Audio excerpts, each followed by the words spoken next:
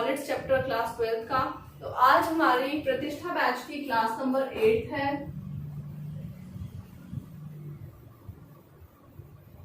प्रतिष्ठा बैच की आज क्लास नंबर 8 है स्टूडेंट्स। एंड इसी तरह हम जो सॉलिड स्टेट चैप्टर कर रहे हैं उस चैप्टर का भी आज पार्ट 8 है। तो स्टूडेंट्स, इससे पहले हम लोग काफी सारी चीजें कर चुके हैं। हमने डेरिवेशन किया था लास्ट क्लास में, डेरिवेशन ऑफ कि पैकिंग एफिशिएंसी कितनी है, कितने अच्छे से जो क्रिस्टल्स हैं वो पैक्ड हैं, उसमें कितने वॉइड हैं, कितना परसेंटेज स्पेस खाली है, वो सारी चीजें हमने कैलकुलेट करना सीख लिया था। तो आज की क्लास में मैं आपको 3 तरह के इस तरह के फॉर्मूले बताऊंगी कि उससे न्यूमेरिकल जो है इस चैप्टर में आ जाता है। हम डेंसिटी वाइज क्वेश्चन करेंगे, हम रेडियस रेशियो के क्वेश्चंस करेंगे एंड हम लोग जो ऑक्टाहेड्रल टेट्राहेड्रल वॉइड के अंदर जो एटम्स रहते हैं उनका रेडियस कैसे निकाला जाता है उनके बारे में डिस्कशन करेंगे। तो चलिए स्टूडेंट्स, आज की क्लास को स्टार्ट करते हैं। तो आज हम सबसे पहले बात करने वाले हैं कि पिछली क्लासेस में हमने octahedral void and tetrahedral void की बात करी थी। ठीक है, octahedral void and tetrahedral void की बात कर चुके हैं हम लोग। तो आपको ऑलरेडी पता होगा कि ऑक्टाहेड्रल वॉइड कैसे बनता है, जिसमें 3 एटम्स जो है वो इस तरह से लगे होते हैं। तो उसके ऊपर जो नेक्स्ट लेयर ऑफ एटम्स है वो कुछ इस तरह से लगाई जाती है। तो जो बीच में ये जो स्पेस बनेगा, यहाँ पे जो वॉइड बनता है वो आपका ऑक्टाहेड्रल वॉइड होता है। एंड इस केस में बच्चों हमने टोटल 6 एटम्स लगाए हैं। तो इस वॉइड के ऑक्टाहेड्रल वॉइड का जो कोऑर्डिनेशन नंबर है वो कितना होगा, कितने एटम्स इसके नेबर होंगे, तो वो हम लिख लेंगे कि ऑक्टाहेड्रल वॉइड का कोऑर्डिनेशन नंबर जो है वो 6 होता है, क्योंकि 6 एटम्स जो है वो इसको अच्छे से कवर करते हैं और उनके बीच में ये फॉर्म होता है। ठीक है स्टूडेंट्स। एंड नेक्स्ट बात करते हैं टेट्राहेड्रल वॉइड की। तो टेट्राहेड्रल वॉइड बनता है जब 3 एटम्स तो इस तरह से अरेंज होते हैं एंड उनके ऊपर जो नेक्स्ट लेयर है वो एटम इस तरह लगाया जाता है। तो जो इनके बीच में स्पेस है और वहां जो वॉइड बन रहा है दैट इज टेट्राहेड्रल वॉइड। ये तो आप जानते हो, है ना। एंड इस वॉइड का कोऑर्डिनेशन नंबर कितना होता है बच्चों, इस वॉइड का कोऑर्डिनेशन नंबर 4 होता है। ठीक है ना। तो अगर आपसे पूछा जाए साइज वाइज कि टेट्राहेड्रल वॉइड या ऑक्टाहेड्रल वॉइड में से साइज किसका ज्यादा बड़ा है, तो आपको पता लगेगा कि जो 6 एटम्स के बीच में बन रहा है उसका साइज कंपैरेटिवली ज्यादा बड़ा होगा as compare to tetrahedral void, right. तो यहाँ पे हम लिख सकते हैं कि ऑक्टाहेड्रल वॉइड इसका जो साइज है वो ज्यादा बड़ा होगा, उसका जो रेडियस है वो ज्यादा बड़ा होगा किससे, टेट्राहेड्रल वॉइड से कंपैरेटिवली। ठीक है स्टूडेंट्स, बहुत क्लियर सी बात है यहाँ पे। अब मैं यहाँ पे एक छोटा सा फॉर्मूला लिखवा रही हूँ आपको। वैसे इसका डेरिवेशन भी आपको रेफरेंस बुक में मिल जाएगा, बट आपके एनसीईआरटी में ये इंक्लूडेड नहीं है। एंड आप इसका फॉर्मूला कर लेंगे तो आपकी काफी सारे क्वेश्चंस जो है हो जाएंगे। ठीक है, तो मैं आपको सामने फॉर्मूला लिख रही हूँ कि अगर आप ये भी जानते हो कि जो एटम्स हैं जो लगे होते हैं, लैटिस पॉइंट्स होते हैं, वो एनायंस होते हैं। ठीक है, एनायन का साइज भी बड़ा होता है कैटायन से। Anions are greater than cations in size.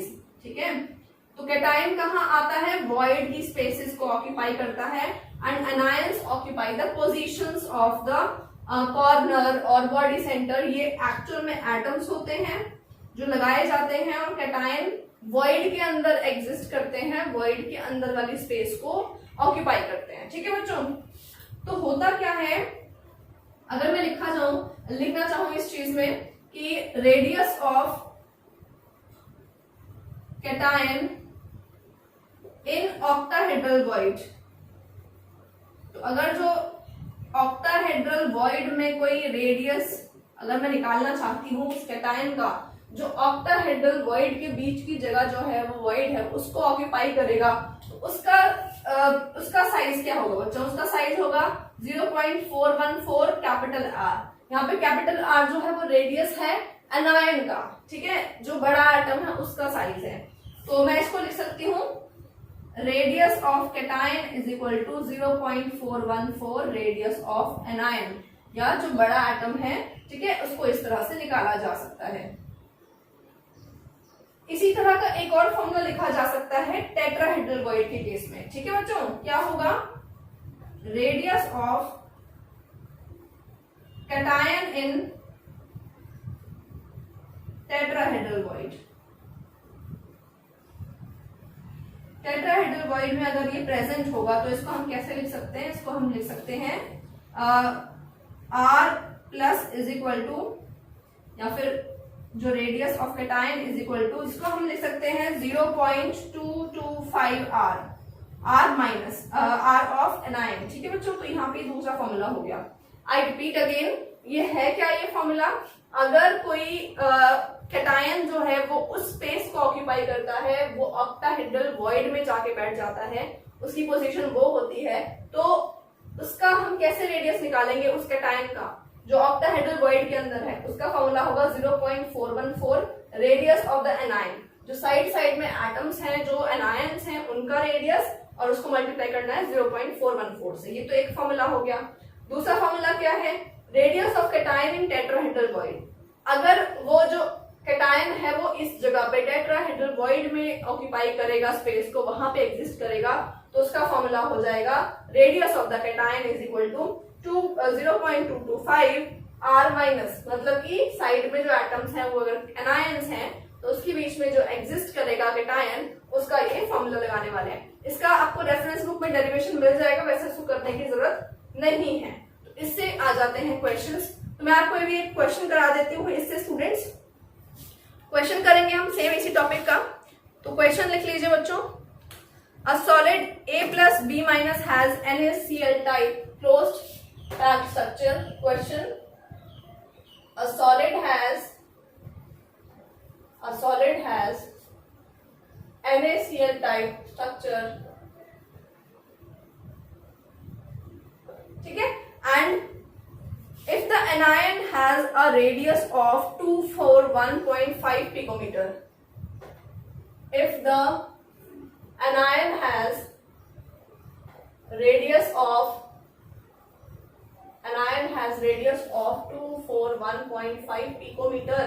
ये बहुत इंपॉर्टेंट डाटा है। किसका रेडियस है? ये एनायन का रेडियस है, जिसको हम यहाँ पुट करने वाले हैं। ठीक है बच्चों, आगे लिखा हुआ है what should be the ideal radius of the cation. यहाँ पे अब कैटायन का रेडियस क्या होगा? What should be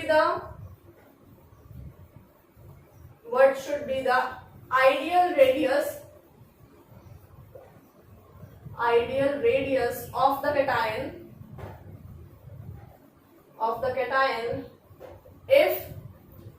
if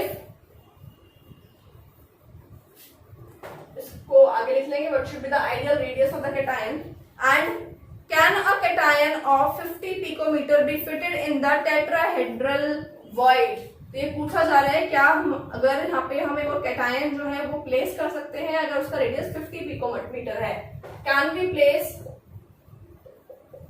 place a cation of 50 picometre 50 picometre इन कौन से वाले वॉइड के अंदर?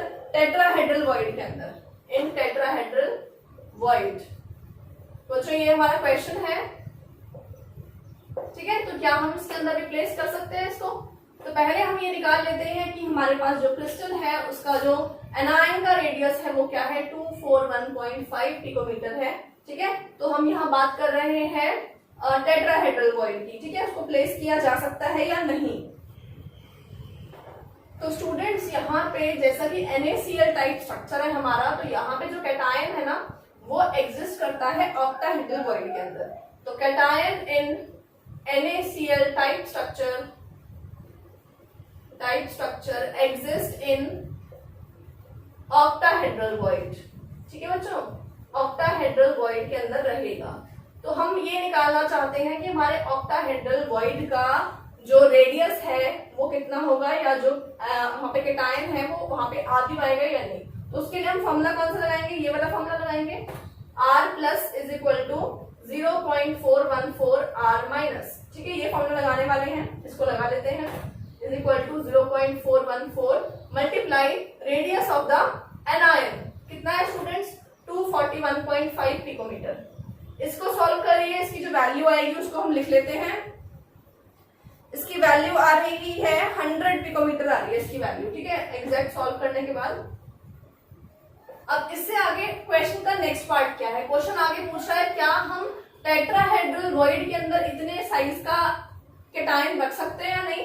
तो सेकंड पार्ट पे आ जाते हैं, टेट्राहेड्रल वॉइड की बात करते हैं कि उसकी स्पेस कितनी है। तो बच्चों टेट्राहेड्रल वॉइड की बात कर लेते हैं। टेट्राहेड्रल वॉइड के लिए क्वेश्चन का हमारा फॉर्मूला क्या रहेगा, ये रहेगा R plus is equal to 0.225 R minus, ठीक है। तो कितना आएगा 0.225 R प्लस R माइनस की वैल्यू क्या है 241.5 पिकोमीटर एंड इसकी वैल्यू अगर सॉल्व करके लिखें तो कितनी आ रही है, इसकी आ रही है 54.3 पिकोमीटर, 54.3 पिकोमीटर। इसका मतलब एनायन का साइज जब हम पुट करते हैं तो जो उसका रेडियस बीच में वॉइड है, वॉइड की जगह वो तो ज्यादा है, वॉइड का स्पेस कितना है, उसका रेडियस कितना है 54.3 पिकोमीटर। एंड जो हमें वहां प्लेस करना है वो प्लेस करना है कम साइज का, कम साइज का है वो कैटायन, तो आराम से आ जाएगा, फिट हो जाएगा। अगर कैटायन का साइज बड़ा होता और इस स्पेस में नहीं आता तो हम लिख देते नो, वो नहीं आ पाएगा। बट यहाँ पे हमारे पास जो कैटायन है उसका साइज क्या है बच्चों, उसका साइज थोड़ा सा छोटा है एंड स्पेस अवेलेबिलिटी ज्यादा है। तो वही लिख लेते हैं, yes this cation of 50 picometer can be placed in tetrahedral void, ठीक है। टेट्राहेड्रल वॉइड के अंदर वो आसानी से आ सकता है, वो आपने देख लिया है, ठीक है स्टूडेंट्स। तो एक तो क्वेश्चन है इस तरह के जहां पे आपको इन दोनों फॉर्मूले पे बेस्ड क्वेश्चंस आ सकते हैं कि रेडियस जो है एनायन का कितना है और कैटायन का उस वॉइड का कितना होगा, क्या उसके अंदर वो कैटायन पर्टिकुलर आएगा या नहीं आएगा। तो एक तरह के टाइप के क्वेश्चन ये हैं जो आज मैंने आपको कराए। सेकंड टाइप के क्वेश्चन पे चलते हैं, रेडियस रेशियो रूल्स पे, ठीक है बच्चों। तो हम हेडिंग डाल देते हैं radius ratio rules, type 2 questions. इस पे मैं आपको क्वेश्चन कराऊंगी अभी। क्वेश्चन है हमारा टाइप 2 है, heading is radius ratio rules.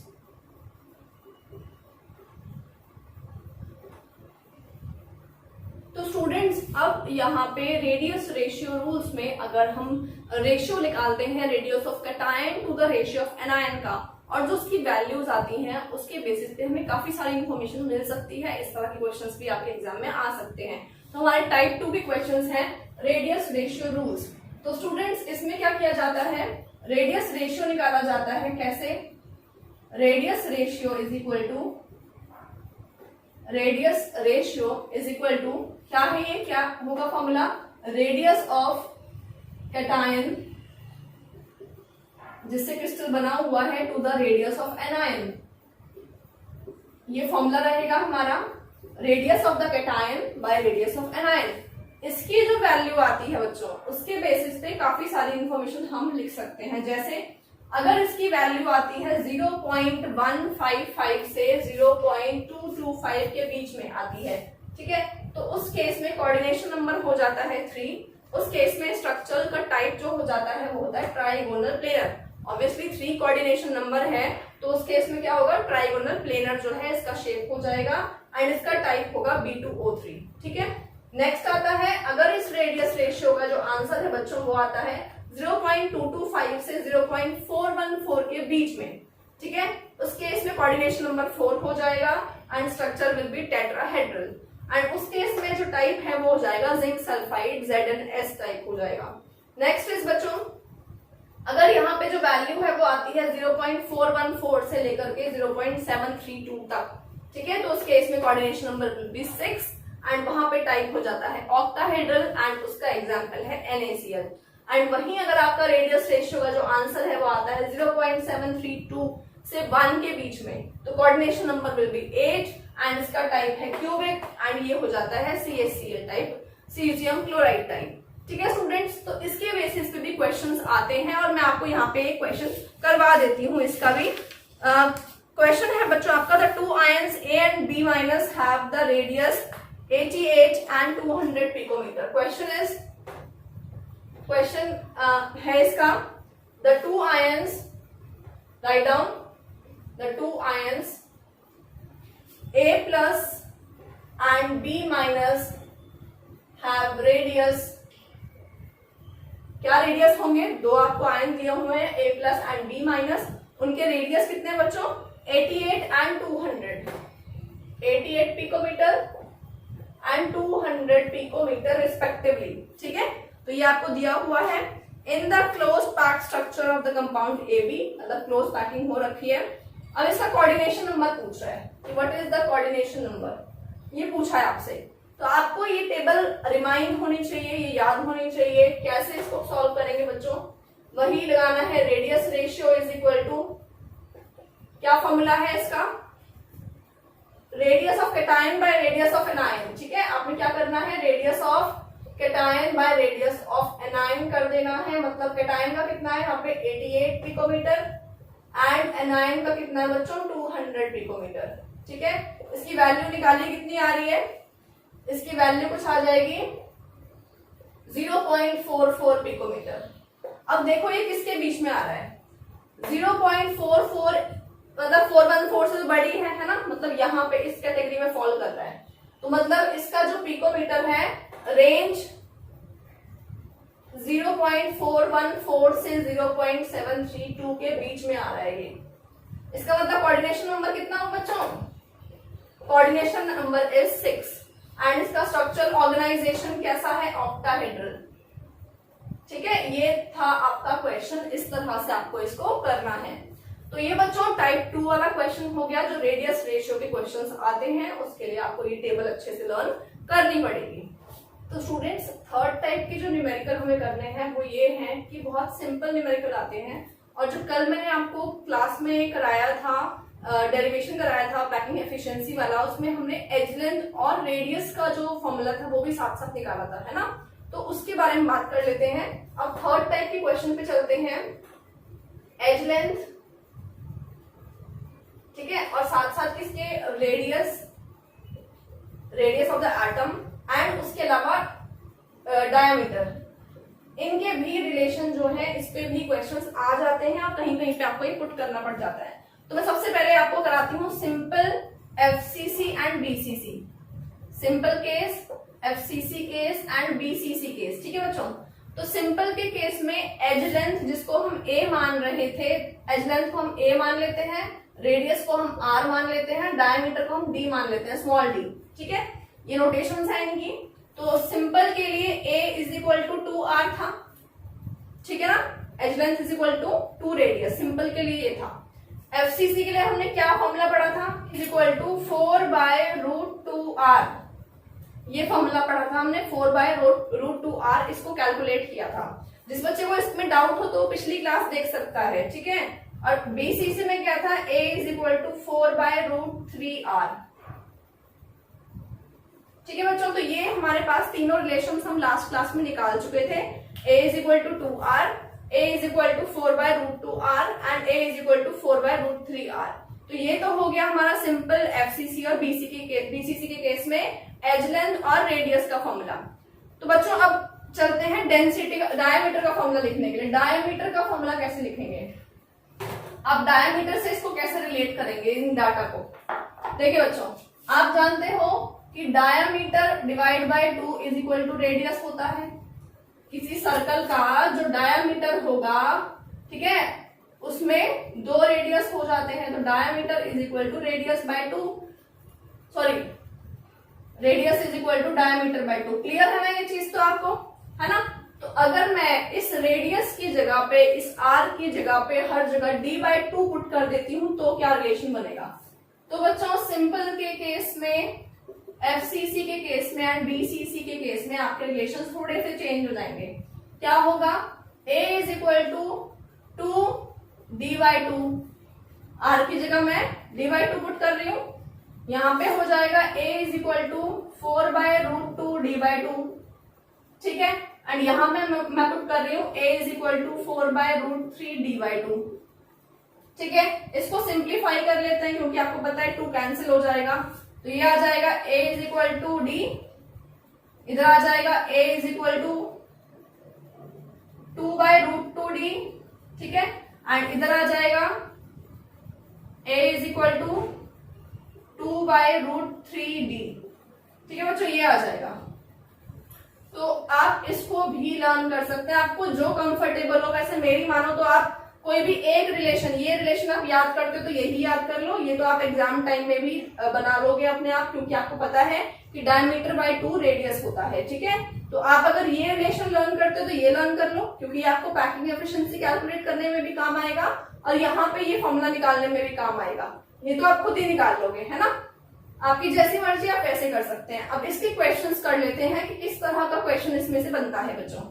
तो बहुत सिंपल क्वेश्चन बनेगा, बहुत ही सिंपल है, डायरेक्ट वैल्यू पुट करनी है आपको, है ना। बस ये देख लेना है कि कौन सा आपसे क्रिस्टल टाइप पूछा गया है, एफसीसी या सिंपल पूछा गया है। तो इसका मैं क्वेश्चन करा देती हूँ आपको। क्वेश्चन है, xenon crystallizes in the FCC cubic lattice. Xenon crystallizes in FCC cubic lattice and the edge of the unit cell is 620 picometer. And ये बोल रहा है कि एज लेंथ जो है वो कितनी है बच्चों, edge length is equal to 620 picometre, है ना, 620 पिकोमीटर। ठीक, आगे क्या बोला हुआ है, what is the nearest neighbour distance and what is the radius of xenon atom. ठीक है, आपसे पूछ रहा है इनडायरेक्टली कि नियरेस्ट नेबर डिस्टेंस मतलब कि जब रेडियस खत्म हो जाएगा और जब डायमीटर खत्म हो जाएगा तो नया एटम शुरू हो जाएगा। तो इनडायरेक्टली आपसे यहाँ पे कैलकुलेट करा रहा है what is the radius and what is the nearest neighbour distance. Radius calculate करिए एंड नियरेस्ट नेबर डिस्टेंस, मतलब कि एक पर्टिकुलर डिस्टेंस के बाद में जब दूसरा एटम आएगा तो उस डिस्टेंस को क्या बोलेंगे। तो ये r फाइंड आउट करवा रहा है, आपसे d फाइंड आउट करवा रहा है, और एज लेंथ क्या दिया है, a दिया है ना। तो हम ये वाले फॉर्मूले लगा सकते हैं, फिर उसको इसमें भी कन्वर्ट कर सकते हैं। तो कौन सा टाइप दिया बच्चों, FCC दिया है इन्होंने, है ना। चलिए आंसर करते हैं, लिख देते हैं यहाँ पे FCC केस। FCC केस में क्या रिलेशन है बच्चों, यहाँ पे देखो a is equal to 4/√2r, यही फॉर्मूला है ना, क्लियर है। तो आप पुट कर दीजिए यहाँ पे सारी चीजें, r हमें फाइंड आउट करना है तो r को यहाँ छोड़ के बाकी सारी चीजें वहां ले जाते हैं। a की वैल्यू क्या है, 620 into √2/4 is equal to r। ठीक है, ये हो जाएगा कैलकुलेट, इसको सॉल्व कर लेते हैं।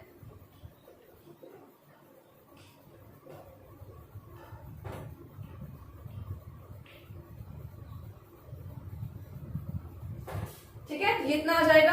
अब इसको और फर्दर सॉल्व करेंगे तो हमारे पास एग्जैक्ट वैल्यू अगर हम लिखना चाहें तो रेडियस विल बी 438 रेडियस की वैल्यू आ जाएगी बच्चों 219.25 ठीक है, पिकोमीटर, क्योंकि पिकोमीटर में ही आपको एज लेंथ गिवन है। तो बच्चों इन केसेस में आपको क्या करना है, √2 का वैल्यू लर्न करके जाना है, उसकी वैल्यू लर्न करके जाओगे तो यहाँ पे डायरेक्ट पुट कर सकते हो आप, और उसके बाद कैलकुलेट कर सकते हो। ठीक है, तो ये तरीका है। रेडियस निकल गया हमारे पास। अब आप क्या लगाएंगे, अब कौन सा फॉर्मूला लगाएंगे हम लोग, अब लगाएंगे हम रेडियस पता है तो डायमीटर निकालना है, तो रेडियस इंटू 2 कर दीजिए, डायमीटर आ जाएगा, है ना। इस वैल्यू को 2 से मल्टीप्लाई कर दीजिए, आंसर निकाल लीजिए, जो आएगा वो आपका डायमीटर हो जाएगा। ठीक है बच्चों, तो इस तरह के क्वेश्चंस भी आपके एग्जाम में आ सकते हैं। जो मैंने आपको आज 3 तरह के छोटे छोटे टॉपिक्स कराए हैं, इन टॉपिक्स के न्यूमेरिकल्स आप प्रैक्टिस कर लेना। जो भी बुक रेफरेंस बुक है आपकी, उसमें हर तरीके के 3 से 4 क्वेश्चंस दिए हुए हैं, उनको प्रैक्टिस कर लेना, तो ये आपका होमवर्क हो जाएगा। एंड आपके लिए ये जो आपको याद करना है, ये चीजें फॉर्मूले वगैरह लर्न कर लेना। And students, please like my video if you are watching and doing the syllabus with me. Okay students, bye bye for today. Tell me pretty lies, look me in the face, tell me that you love me even if it's fake.